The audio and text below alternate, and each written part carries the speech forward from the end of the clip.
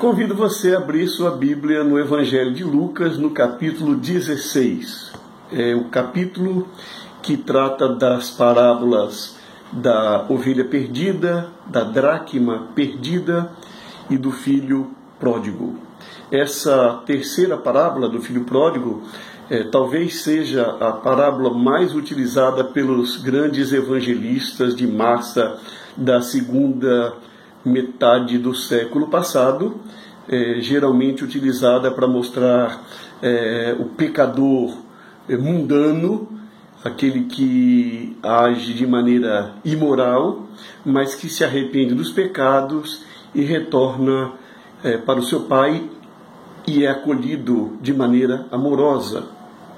Mas me parece que não era esse o objetivo inicial de Lucas ao colocar a narrativa, até porque Lucas começa o capítulo 16 dizendo as seguintes palavras: todos os publicanos e pecadores estavam se reunindo para ouvi-lo, mas os mestres e os fariseus da lei o criticavam. Este homem recebe pecadores e come com eles.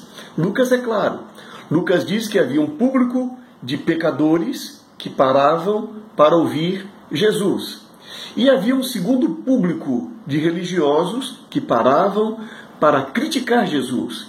E quando então Jesus conta a narrativa que ficou intitulada como parábola do filho pródigo, na verdade, ele não estava querendo ressaltar a qualidade moral do filho pródigo, mas estava querendo ressaltar a qualidade amorosa do pai, que recebe tanto o filho pecador mundano, quanto o filho pecador religioso. E eu gostaria de chamar sua atenção, então, para essa parábola, destacando as três personalidades que nós encontramos nessa narrativa, para reafirmar essa compreensão que demonstrei do propósito da parábola ou da narrativa de Lucas no capítulo 16. Primeiro, nós vemos o perfil do filho que era pecador mundano, também conhecido como filho pródigo. Nós percebemos que o foco dele era o presente. O texto diz: o mais novo disse ao seu pai: pai, quero a minha parte da herança. E assim ele repartiu sua propriedade entre eles. O filho sabia que tinha parte na herança, sabia que receberia a herança no futuro, mas a lei possibilitava que ele recebesse a herança no presente. E se ele podia ter o dinheiro para gastar no presente, por que ele iria aguardar para gastar no futuro? Que esse é um dilema da administração financeira. Eu posso gastar no presente sem pensar no futuro, ou eu posso guardar para o futuro e não usufruir no presente, ou então procurar uma terceira via, que seria o equilíbrio entre o presente e o futuro. O filho chamado pródigo, o pecador mundano, ele preferiu receber o dinheiro. E não só isso, o foco dele era a liberdade. E eu percebo esse foco quando, ao receber o dinheiro, ao ter o dinheiro em suas mãos e não precisar do dinheiro do seu pai, o texto diz que ele preferiu se distanciar do pai. Ele foi para um lugar distante do seu pai. Não muito tempo depois, diz o texto, o filho mais novo reuniu tudo o que tinha e foi para uma região distante. Ou seja, o foco dele, me parece, por querer viver longe do seu pai, era a sua própria liberdade, usufruir do dinheiro que ele tinha e viver a sua experiência de liberdade. Em terceiro lugar, nós encontramos o foco do pecador mundano no prazer. O foco dele era o prazer. Por isso, o texto vai narrar que ele gastou de maneira irresponsável, numa outra linguagem, de forma resoluta. Ali, diz o texto, ou lá, desperdiçou os seus bens vivendo irresponsavelmente. O filho, o pecador religioso, o filho mais velho, o irmão mais velho, depois vai trazer a informação que ele usava também na prostituição. Essa ideia de que ele usou de maneira irresponsável o seu dinheiro, porque o seu foco era prazer. Então nós poderíamos resumir o perfil do pecador mundano como alguém cujo foco seria o presente, como alguém que queria levar ao extremo a sua liberdade, ou como alguém cujo foco era o prazer, e aí retratado nessa narrativa como alguém que usa o seu dinheiro inclusive para a prostituição. Esse era o perfil do pecador mundano. Mas depois nós vamos continuar a leitura da parábola, e nessa leitura nós vamos perceber o perfil do pecador religioso. E isso nem sempre nós prestamos atenção, porque nós cristãos evangélicos, nós temos mais dificuldade de olhar para as Escrituras para confrontá-la com a nossa própria vida. Porque nós temos a tendência de imaginar que nós já somos salvos e, portanto, a nossa leitura da Bíblia e a nossa pregação da Bíblia ou da mensagem da Bíblia sempre é em direção ao pecador mundano. Porém, essa parábola é um espelho. Ela nos coloca agora nesse perfil do filho pecador religioso para mostrar como era a atitude desse filho. Primeiramente, ele vivia para o trabalho. Diferente do outro que queria a liberdade para o prazer, esse vivia para o trabalho. E ele mesmo vai falar a respeito disso. A segunda qualidade que eu destaco aqui no perfil desse filho pecador religioso é que ele vivia na casa do pai, ele era obediente, mas parece-me ele não tinha intimidade com seu pai. Tanto é que quando ele retorna do trabalho, que ele estava no campo, que ele vê a festa acontecendo, que estava sendo dada pela volta do seu irmão, ele não procurou seu pai para conversar, para saber o que estava acontecendo. Ele, diz o texto, ele chamou um dos servos. Me parece que essa expressão ela não é casual, não foi circunstancialmente apenas que ele falou com o servo. Me passa a impressão de que talvez ele não tivesse essa intimidade toda para procurar o pai, para conversar sobre o que estava acontecendo. Ele procura um servo. A terceira questão que eu destaco desse filho pecador religioso, representado nos fariseus e nos mestres da lei, que não estavam ali para ouvir Jesus, mas para criticar Jesus, ele vivia sentimentos de uma pessoa amargurada, de uma pessoa recalcada, e recalcada aqui no sentido psicanalítico dado por Freud. Ele vivia sentimentos de uma pessoa injustiçada. O texto diz assim: o filho mais velho encheu-se de ira e não quis entrar. Então seu pai saiu e insistiu com ele, mas ele respondeu ao seu pai: olha, todos esses anos tenho trabalhado como um escravo a teu serviço e nunca desobedeci às tuas ordens. Mas nunca me deste nenhum cabrito para eu festejar com meus amigos. Mas quando volta para casa esse seu filho que esbanjou os teus bens com as prostitutas, matas o novilho gordo para ele. Percebe? É um discurso de uma pessoa amargurada. É o discurso de uma pessoa recalcada. É o discurso de uma pessoa injustiçada. Eu resumiria isso tudo numa outra palavra. É o discurso de uma pessoa sem graça. É um discurso de uma pessoa que não tem humor.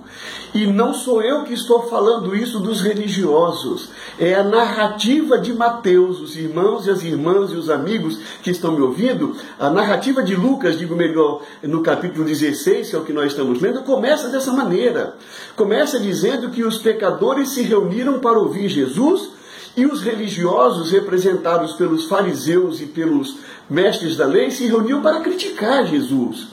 E aí ele vai descrever o perfil do pecador mundano, que eu já descrevi, e depois ele vai descrever o perfil do pecador religioso. E do pecador religioso, embora fosse uma pessoa envolvida com trabalho, uma pessoa que se declarava obediente, mas era uma pessoa sem graça. Uma pessoa que não havia presença do humor na vida. Era uma pessoa amargurada, recalcada, injustiçada. Assim essa pessoa é colocada nessa narrativa de Jesus. Era uma pessoa que vivia para o trabalho, nunca desobedecia, mas não fazia do trabalho e da obediência algo movido pela graça, algo movido pelo prazer. Não era isso que movia a sua vida. A narrativa também diz que ele vivia na casa do pai, mas ele não sabia o que era festejar. E ainda dizia que isso era culpa do seu pai. Ele diz assim: mas nunca me deste nenhum cabrito para eu festejar com meus amigos. Era uma pessoa que vivia para o trabalho. Era uma pessoa que achava que isso era obediência a Deus. Isso era ser fiel a Deus, não poder celebrar a vida, não poder festejar a vida, não poder usufruir das coisas boas que a vida oferece. Essa era a compreensão do pecador religioso, segundo a narrativa de Lucas. Observe então, eu destaquei o perfil do pecador mundano, conhecido como filho pródigo. Eu destaquei o perfil do pecador religioso, representado pelos fariseus e mestres da lei. E eu procurei mostrar até aqui que ambos são filhos de Deus, o pecador religioso e o pecador mundano. Porque quando começa a narrativa do encontro deles com o Pai, nós percebemos o que a respeito desse Pai? Primeiro, nós percebemos um pai que respeita o direito de escolha do filho. Ele respeitou a escolha do filho pródigo, que resolveu pegar o dinheiro e gastar de maneira errada. Mas quando o filho religioso, vamos usar a expressão aqui, o filho que ficou com ele foi reclamar: nunca festejei, eu estou aqui sempre trabalhando. Ele diz: você não festejou porque você não quis. Tudo que estava aqui era seu. Então, observe, ele respeitou o filho que escolheu ir embora e respeitou o filho que escolheu não usufruir. Estava ali diante deles, dos dois, o que eles poderiam usufruir.